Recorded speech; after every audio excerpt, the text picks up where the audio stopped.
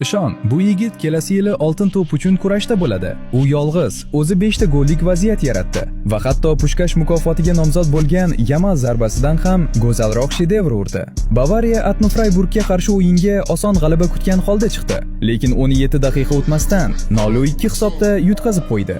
Muxlislar asabiylashdi, ammo Alize juda xotirjam edi. Go'yo hisob uni umuman qiziqtirmayotgandek. Avvalo u 18 yoshli Leonard Karlga yumshoq assist berdi va u to'pni darvozaga jo'natdi. Ortidan bir necha daqiqa o'tib, o'zi ham juda sokin, oddiy zarba bilan gol urdi. U bosimni davom ettirdi. Upamecanoga ham golli pas berib, Freiburgning ishonchini yo'q qildi. Hatto Messiga o'xshab dribling va nozik paslar ham qildi.